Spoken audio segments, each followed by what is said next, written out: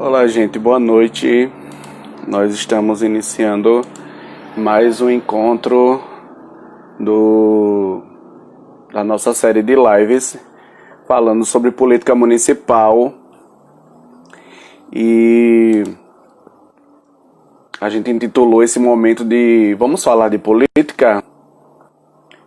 E no Vamos falar de política de hoje, nós estamos trazendo uma sumidade em educação aqui do nosso município. Um rapaz que já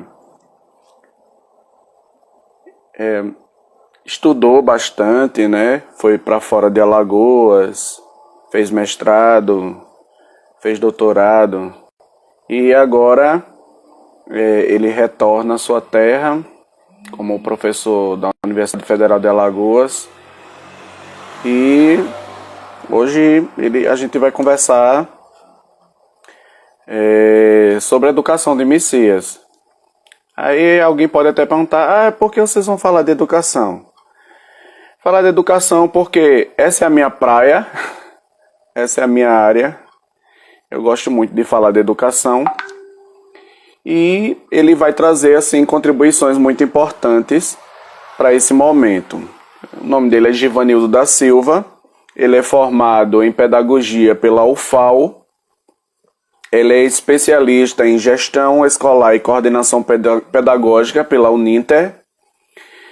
E em estratégias didáticas com o uso das tecnologias da informação pela UFAL. Tem mestrado em educação pelo programa de pós-graduação da UFAL e doutorado em educação pelo programa de pós-graduação em educação da Universidade Federal da Paraíba.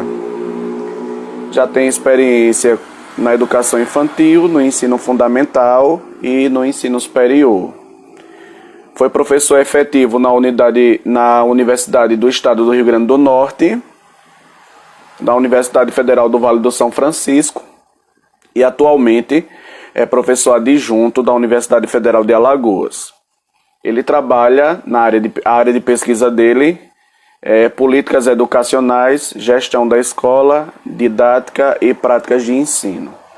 Então, sem mais delongas, vamos convidar o professor Givanildo para fazer parte dessa nossa... Você está no programa Vamos Falar de Política, que é um encontro semanal que a gente faz todas as quartas. Boa noite, professor Givanildo. Boa noite, Sivaldo. Boa noite, seja bem-vindo. Obrigado, deixa eu me organizar aqui. Tá certo. Primeiro eu gostaria de dizer para você que é uma satisfação recebê-lo nesse momento em que a gente está discutindo o futuro, mais 4 anos da nossa cidade, né?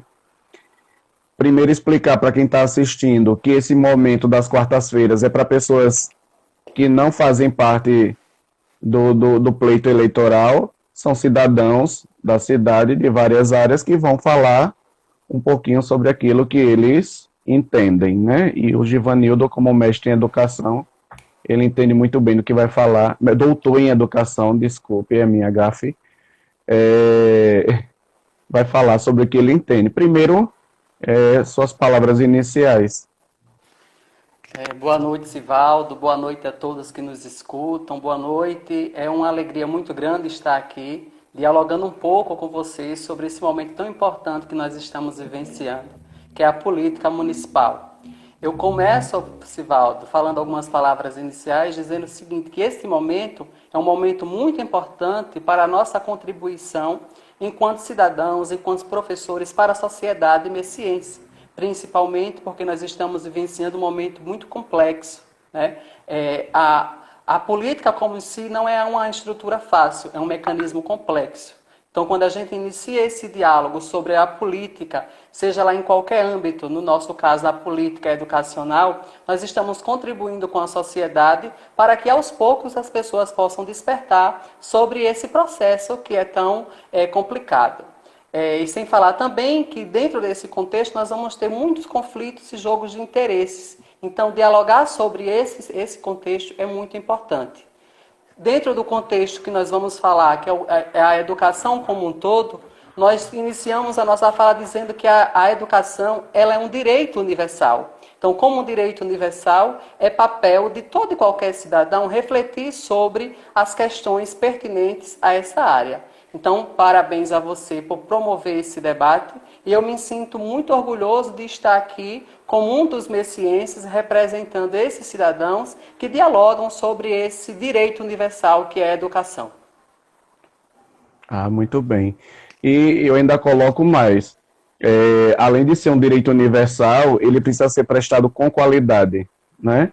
Nos últimas conferências de educação, se bateu muito nessa tecla não é só educação por educação, ela precisa ser uma educação de qualidade. Então, primeiro, gostaria de saber de você qual a importância que a educação teve na sua formação humana, na sua formação política, na sua formação como cidadão. Então, eu sou uma pessoa suspeita para falar sobre a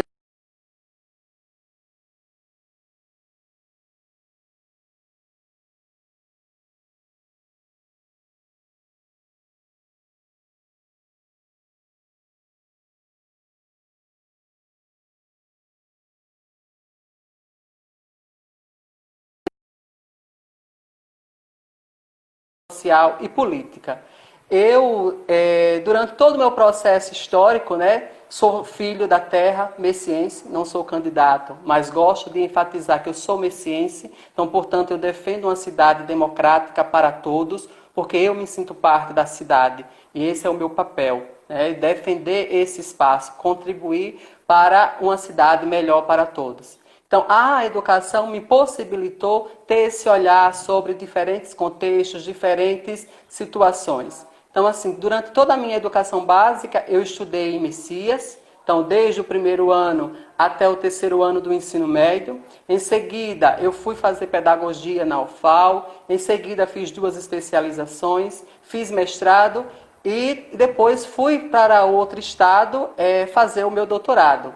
Essas experiências me possibilitaram ter um olhar diferente para a sociedade, para a realidade da educação na qual eu faço parte, que no caso é Messias, e também me possibilitou compreender diferentes conflitos e jogos de interesses que existem por trás de diferentes ações e diferentes perspectivas. Então eu penso, Sivaldo, que na minha formação a educação foi a base. A educação é a base para construirmos um mundo melhor. E na minha vida não foi diferente.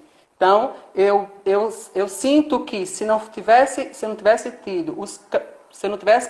percorrido os caminhos que eu vivenciei, que eu trilhei na minha vida em relação à educação, eu hoje não estaria numa situação que eu estou, no sentido de ser professor de uma universidade federal, de compreender com outro olhar a realidade política, não só de Messias, do estado de Alagoas, mas do Brasil. Enfim, eu penso que a educação ela foi a base para a minha formação. Que bom. E a gente que conhece você de muito tempo, né? A gente acompanhou a evolução, né? Você foi evoluindo de forma assim assustadora e cada passo que você dava na sua formação, você mostrava que aquele passo lhe contribuiu para a sua maturidade, para a forma, para o olhar que você tem para a educação nos dias de hoje. Isso aí. Gil, por que não se pode falar em desenvolvimento sem falar em educação? Sivaldo, eu gostaria de iniciar essa reflexão apontando 2 caminhos. Nós compreendemos que a educação ela pode caminhar por 2 caminhos. O caminho da transformação, que é aquela que a gente muda o nosso olhar, muda a nossa perspectiva social, política, educacional, e é também a reprodução. A educação como prática de reprodução, que é aquela em que tudo permanece do jeito que está e que daí não tem um avanço. A educação nessa perspectiva da reprodução, ela é compreendida por meio dos arranjos políticos. Tudo que vai ser vivenciado, todas as práticas e projetos que vão ser planejados, são pensados de uma perspectiva de um arranjo político que vão contribuir para que o mesmo grupo permaneça no poder. Então, só uma família ela pode permanecer numa gestão de uma escola, só uma família pode permanecer numa secretaria e só uma família pode permanecer no poder legislativo ou executivo. Isso significa, Sivaldo, que esses dois caminhos de educação, eles estão congregados a um projeto de sociedade. O projeto de sociedade que nós queremos, ele está ligado ou à transformação ou à reprodução. Então, compreendido essa percepção da educação como transformação ou reprodução, nós vamos entender que a educação é um campo complexo. Não é fácil vivenciar a educação, não é fácil legislar sobre a educação e não é fácil efetivar uma educação que contribua para a qualidade de todos os processos, principalmente numa perspectiva de transformação.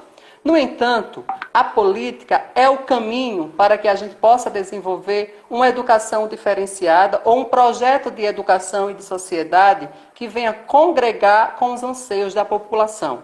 Então, se eu tenho uma perspectiva política democrática e inclusiva, consequentemente, todas as práticas naquela sociedade vão ser uma perspectiva de transformação. Se eu tenho uma perspectiva de reprodução, todas as práticas vão ser por meio de arranjos políticos, de conchavos políticos e de questões de opressão que não vão contribuir para a sociedade. Então, dentro dessa perspectiva, o que é que a gente apresenta? Que o discurso político, a educação está presente em todos os discursos políticos. No entanto, na prática, a educação, ela simplesmente serve como bandeira de todo e qualquer candidato, de todo e qualquer político. No entanto, na prática, essa bandeira muitas vezes ela é deixada de lado, principalmente por conta dessa concepção de reprodução da sociedade que nós temos vivenciado intensamente em nossa sociedade e mais precisamente no nosso município, que é quando a gente já vai discutir um pouco mais sobre essa conjuntura maior. Mas, para fechar esse bloco, eu penso que a educação ela não pode estar simplesmente como bandeira política. Ela tem que estar na prática, em suas defesas. Os gestores, os legisladores têm que mostrar que, de fato, defendem essa educação. E essa educação vai ser defendida na prática, no chão da escola, valorizando os diferentes segmentos que ali estão. Concordo plenamente com a sua fala, quando a gente percebe muito que as pessoas falam, defendem e fazem falas belíssimas a favor da educação, mas quando a gente vai lá para a prática, principalmente nós que estamos no chão da escola, a gente percebe que na prática isso não acontece a contento, né? É como se fosse um conta-gotas. Hoje eu vou dar um pouquinho aqui, outro vou dar outro pouquinho ali, eu vou dar outro pouquinho aqui, para o pessoal ficar calminho e não reclamar. Inclusive, por exemplo, quando a gente percebe os aumentos que vêm lá do governo federal e a gente vai lá atrás do aumento, seria uma coisa que deveria ser tranquilo, né? O governo federal aumentou, automaticamente o Estado e a prefeitura aumentaria, mas não, tem que ir para a porta, tem que brigar, tem que acionar jurídico, tem que fazer todo o escarcéu para uma coisa que é direito se efetivar verdadeiramente. Isso aí, Sivaldo, isso aí que você falou entra nessas reflexões sobre os arranjos políticos, né? Os recursos que chegam muitas vezes na prefeitura ou na Secretaria Municipal de Educação, poucas vezes eles são efetivados para contribuir verdadeiramente com a educação. Pelo contrário, eles são utilizados para desenvolver arranjos políticos que não contribuem para uma educação pública de boa qualidade. Certo. Aí, na sua visão, você já retornou para cá um tempinho, já consegue fazer uma leitura da educação de Messias. Quais são as necessidades mais urgentes da educação de Messias? É o seguinte, é interessante também eu destacar que eu já fui funcionário efetivo da Rede Municipal de Messias, trabalhei 4 anos, mais precisamente de 2008 a 2012, foi o ano que eu saí para fazer o meu mestrado, então eu pedi exoneração do cargo de recreador que eu exercia. Diante disso, também eu dialogo muito com as pessoas da sociedade, principalmente aquelas voltadas mais para a educação, que é aquele setor que eu estudo, que eu desenvolvo. Então, eu elenquei algumas questões para que a gente possa refletir sobre esses aspectos aqui. O primeiro aspecto, que eu penso que está ligado diretamente à educação, mas também está ligado ao poder executivo, é a questão da alternância do poder. Em sociedade nenhuma, o mesmo grupo ele pode permanecer por 20, 25 anos, 30 anos ou qualquer ano que seja. Então, consequentemente, essa alternância do poder, ela se dá também no âmbito das escolas. Então, nós temos aí gestores municipais, diretores escolares, que estão na direção das escolas há aproximadamente 15, 20 anos. O mesmo tempo que o poder executivo ele está no município. Então, isso é inconcebível. Como é que a gente pensa um projeto de sociedade dinâmico, inclusivo, no qual o mesmo grupo permanece no poder por mais de 20 anos? Tanto é que, em algumas situações, a gente percebe que as escolas ou qualquer outra instância pública, elas são como se fossem quintais das casas das pessoas que estão à frente dessas escolas ou dessas instituições públicas. O que é que eu penso? É preciso fazer uma mudança, uma alternância do poder, tanto no poder macro quanto no poder micro. Outro aspecto muito importante, Sivaldo, é o seguinte: em 1988 foi aprovada a nossa atual Constituição Federal. Em 1996, 8 anos depois, foi aprovada a nossa Lei de Diretrizes e Bases da Educação Nacional. Em 2014, foi aprovado o Plano Nacional de Educação. Todos esses 3 dispositivos legais que eu acabei de citar, eles defendem, eles indicam que a gestão democrática deve ser o princípio de vivência para as instituições públicas. No entanto, Messias tem 58 anos e eu nunca ouvi nem o poder executivo, nem o poder legislativo defender essa bandeira, defender que de fato existe uma gestão democrática, uma participação nos conselhos de toda a comunidade, uma eleição de diretores, uma construção coletiva de um projeto político-pedagógico, enfim, nós percebemos quando nós fazemos essa leitura que é como Messias, a educação de Messias nesse quesito da gestão democrática está atrelada ao século XIX. É um retrocesso muito grande que não vem contribuir para uma percepção mais ampla de educação para o município.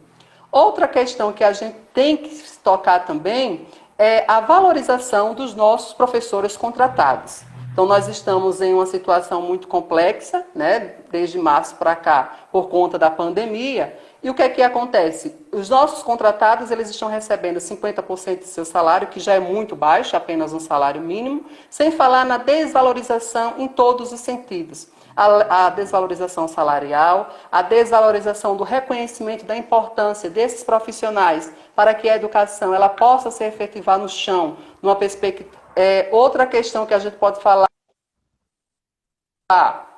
é o reconhecimento desses profissionais para receber suas férias, receber os seus 13º, porque eles trabalharam. Não é nenhum favor. São profissionais, muitos deles qualificados, que necessitam serem valorizados como tal. E outra questão também, no sentido mais amplo da educação de Messias, que a gente pode analisar, é o rompimento dos arranjos políticos. Então, o que é que nós temos em muitos contextos, em muitos cenários educacionais? É o apadrinhamento de pessoas que muitas vezes não são formadas, que muitas vezes não têm competência técnica nem profissional de estarem desenvolvendo alguns cargos. Então, esse aspecto é muito importante para a gente parar e dialogar um pouco sobre que cenário, que educação nós estamos tendo, E aí a gente entra no último aspecto que é motivo muitas vezes de alegria e de glória para os gestores, tanto do executivo, os legisladores e os diretores escolares, que é a questão do IDEB. Para essas pessoas que eu acabei de citar, o IDEB é uma política, a maior política que existe para demonstrar a qualidade. No entanto, todos nós sabemos que a qualidade da educação, ela se dá em diferentes perspectivas, na valorização salarial, nas estruturas das escolas, na valorização dos profissionais que trabalham ali, que devem estar trabalhando numa perspectiva democrática, na lei da gestão democrática, no cumprimento do Plano Nacional da Educação. Então, dentro dessa perspectiva, o IDEB é apenas um elemento que vai contribuir ou não para que a gente possa dizer se a educação está trabalhando numa perspectiva de qualidade ou não. Tanto é que eu posso até deixar um questionamento para que a gente possa refletir. Os alunos do sexto, do sétimo, do oitavo ano, qual é o nível de aprendizagem desses alunos? Basta a gente fazer um teste, eu tenho pessoas próximas a mim que estão no sexto, no sétimo ano, e que se a gente fosse fazer perguntas simples, se mandasse para escrever um bilhete, esses alunos não conseguiam escrever. Então a gente percebe que apenas o IDEB não mede a qualidade desenvolvida no município de Messias. É verdade, existem muitas outras variáveis que são importantes para que a gente possa medir a educação. Entre elas é a questão do sucesso, né? Isso. Depois que esses alunos saem da escola, como é que a escola contribuiu de forma positiva ou negativa na vida dele?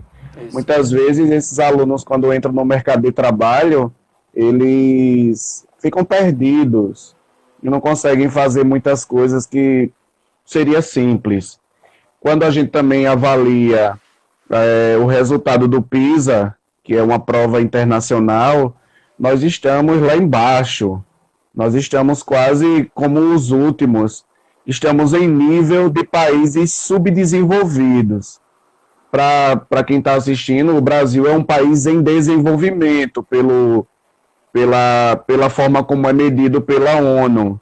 Então, nós estamos em níveis de países subsaarianos, que são países que têm os piores índices de educação do mundo. Então, quando os nossos alunos são avaliados, coisas simples que alunos de outros países conseguem fazer com maestria e com rapidez, os nossos alunos ainda não chegaram. Quando a gente também vai avaliar os números do IDEB, também é avaliado como é que o aluno, o nível de proficiência é importante, né?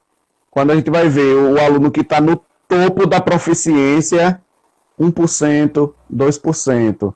Alunos que estão atrasados para o nível de proficiência para aquele ano, 50%, 60%.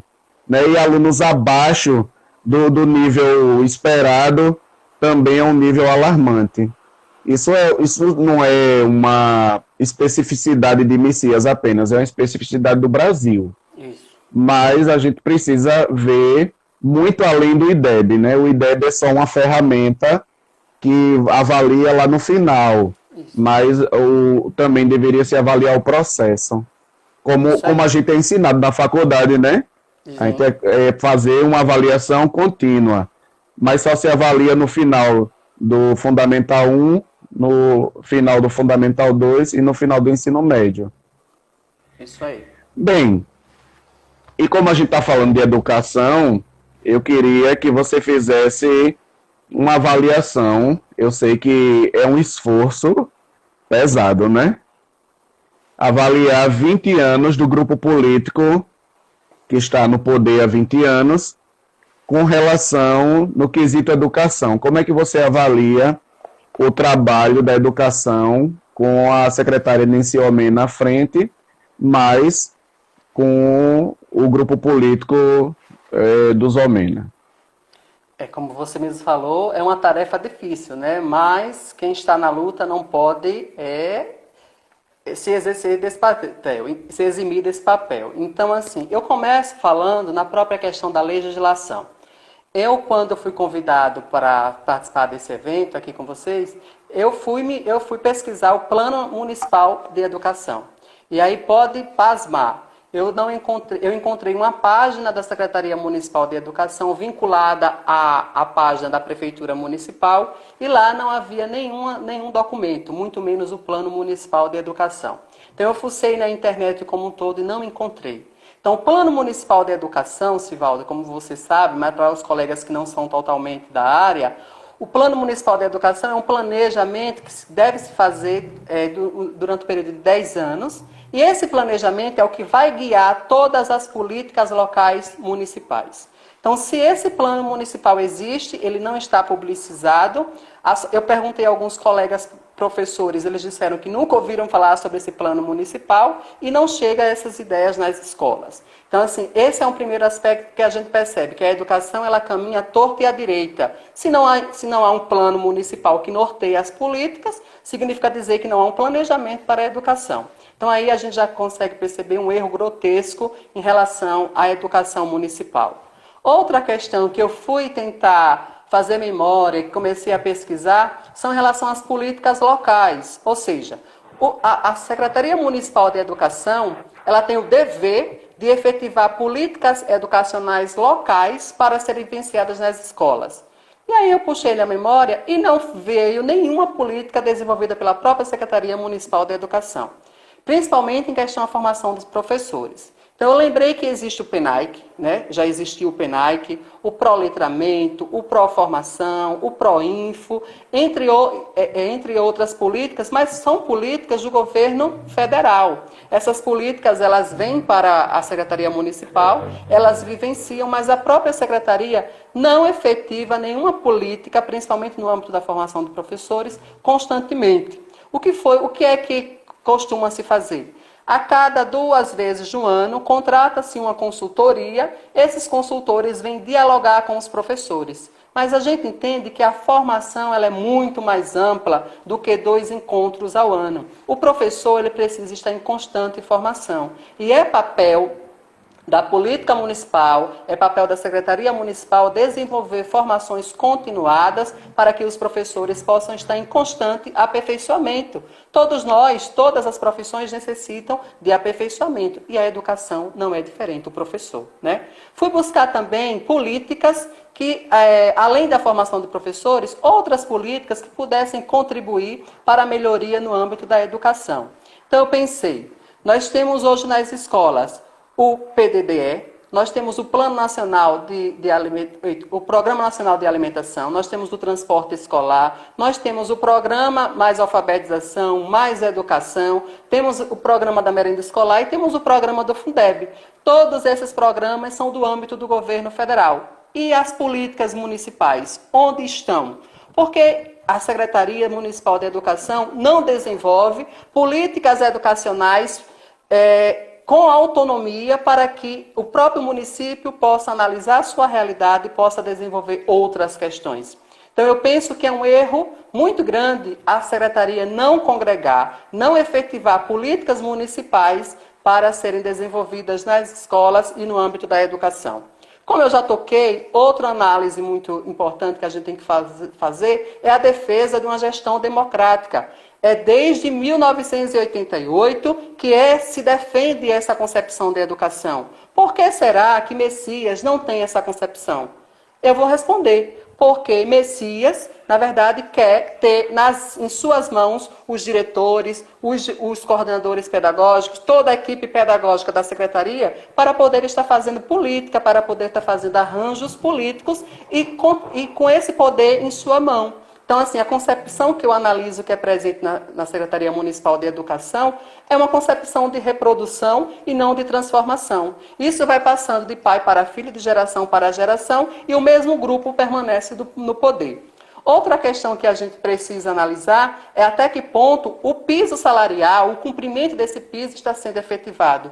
Os reajustes salariais dos professores estão sendo efetivados. Então, pelas minhas informações, esse ano os professores tiveram 0% de reajuste, quando, na verdade, o governo federal deu um aumento significativo. Então, a gente pergunta, esse aumento para onde está indo, né? Qual é a finalidade desse aumento?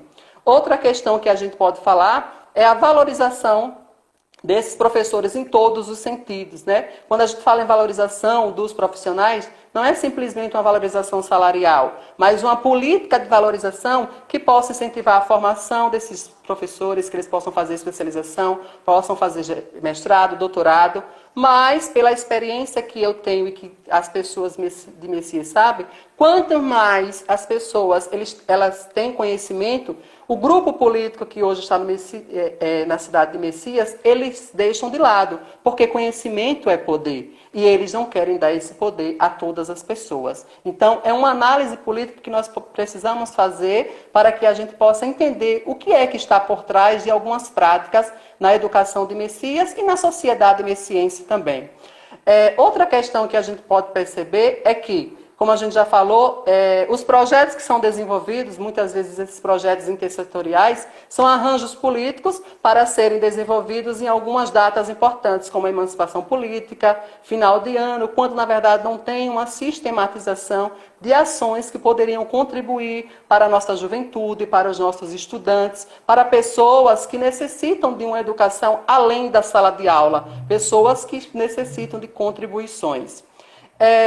Outra questão também muito interessante, que está presente no Plano Nacional da Educação, mas que essa defesa é desde a década de 90, é a questão de uma educação em tempo integral. É uma vergonha, Messias, ainda em pleno século XXI, ano 2020, não ter uma escola de tempo integral, quando, na verdade, a gente tem municípios muito menores que já têm algumas experiências exitosas, por sinais, de uma educação em tempo integral, que possibilita tanto a educação infantil ou o ensino fundamental, essas crianças estarem 2 períodos em sala, dentro da escola, né, desenvolvendo diferentes perspectivas.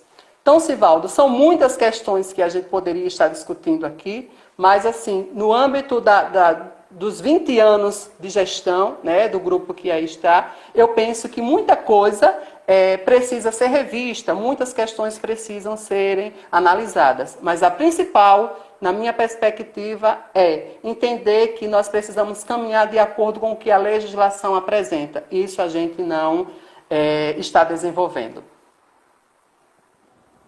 Muito bem. Boa análise. A gente tá falando aqui e você colocou uma frase que é muito importante. Conhecimento é poder, né? Quando a gente conhece nossos direitos, quando a gente sabe o nosso lugar e o nosso papel na sociedade, ninguém tapia a gente, ninguém compra a gente, ninguém derruba a gente, né? Eu falo de forma pessoal, eu tenho 22 anos de sala de aula, e algumas vezes que eu tentei falar sobre democracia, sobre direito, sobre isso dentro de sala de aula, eu recebi represálias e fui meio podado, né? Porque as pessoas que estavam à frente da escola naquele momento achavam que esse tipo de conversa com o aluno seria uma conversa que a escola não pode fazer. Esses deputados que tentam impor leis como a lei da mordaça, o escola sem partido, tem essas ideias de manutenção de poder. Porque quando eu faço uma educação que não faz o aluno pensar, eu estou contribuindo para a manutenção de certas estruturas de poder que não faz o povo ascender, que não faz o povo crescer. Olha, por exemplo, no seu caso, sem a educação, você não chegaria onde você chegou hoje. Então, a educação ela foi o trampolim para que você pudesse chegar em lugares que talvez algum dia você não imaginou que podia chegar, né? Mas a educação foi lhe dando horizontes cada vez maiores para que você pudesse chegar. Quem diria que aquele menino lá da Rua do Corte hoje seria professor de universidade, né? No meu caso também, quando eu era criança, eu morava na Rua Santo Antônio. Muita gente que conhece o Beco do Agnello. Meus pais não têm muito estudo, mas eles sempre incentivaram que eu estudasse. E hoje também eu estou trabalhando numa universidade particular, trabalho em 2 escolas, já passei em vários concursos. E isso mostra que a educação ela me deu essa base. Isso. Inclusive na igreja, nós temos um grupo jovem, a PJMP, foi que abriu meus olhos para a política, né?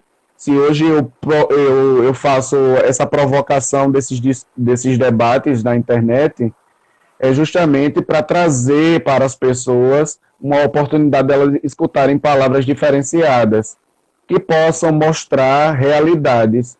E é importante mostrar realidades, né? Porque às vezes tá aquela foto bonitinha na rede social de algo que foi feito ou não foi feito, né? E as pessoas, eita, tá massa, tá ótimo. Mas quando a gente vai olhar na raiz, realmente aquilo foi um esforço tremendo. Aqui na nossa rede nós temos profissionais excelentes. Profissionais assim, que se você...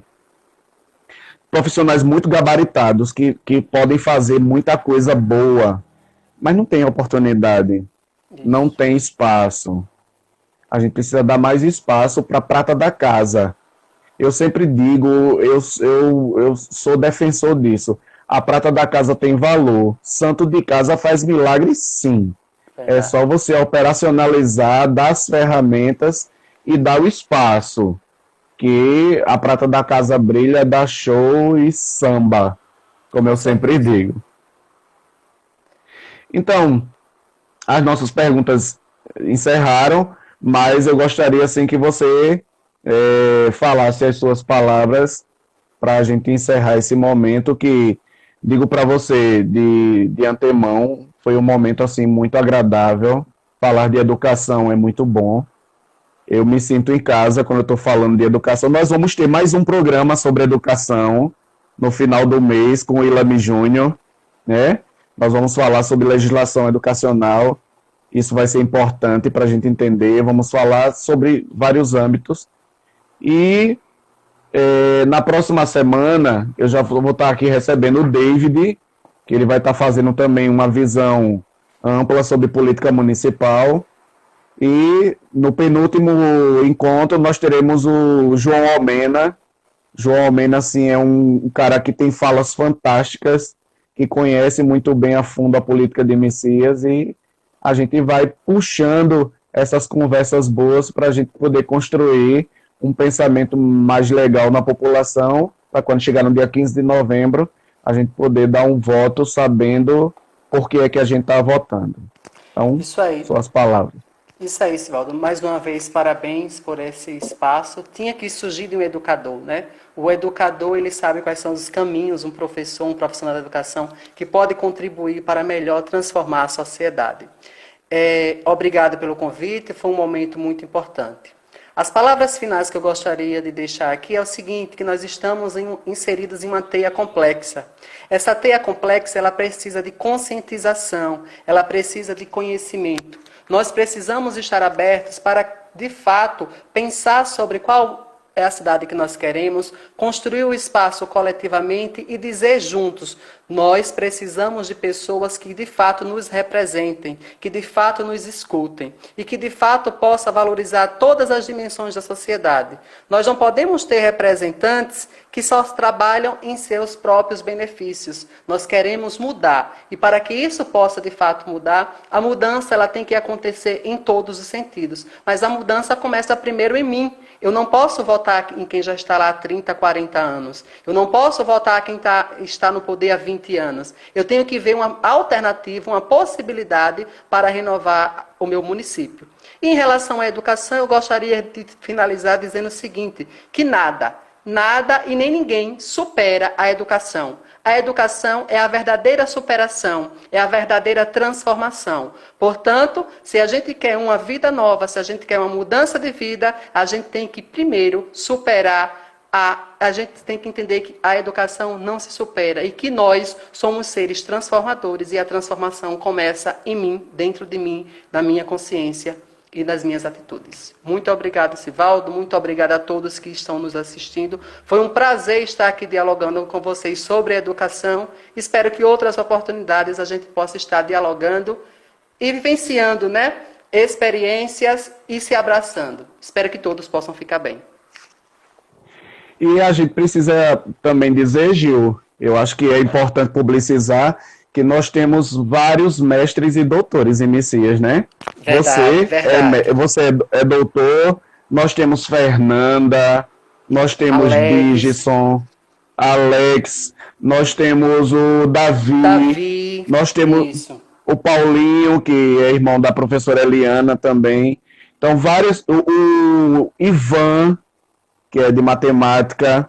Então, isso. muitos jovens, e a maioria, vou dizer 100% desses jovens, que hoje são mestres e doutores, eles vieram da Da escola periferia, da escola, estudaram em escola pública, pública, isso. construíram sua identidade como escola pública e hoje estão aí contribuindo com a sociedade messiense. Mas precisa de mais espaços, Com porque certeza. vocês saíram daqui para construir essa bagagem, trouxeram a bagagem de volta e agora precisa distribuir tudo o que trouxeram de bom para a sociedade. Mas precisam de espaço, viu? Muito Mas obrigado. eu ia dizer que Pode falar. você já está contribuindo para que a gente possa estar tentando melhorar esse espaço, né? Muito obrigado. Uma boa noite para todos vocês. Domingo nós temos o nosso o outro projeto, né, que é o Conheça Seu Candidato, e nós vamos estar com o Arnaldo Bento falando no próximo domingo a partir das 19h30. Um abraço especial. Obrigado, Givanildo, mais uma vez. Eu que agradeço. Um abraço, Obrigado, pessoal. um abraço todo especial para vocês e até a próxima quarta com Vamos Falar de Política? Tchau, tchau. Tchau.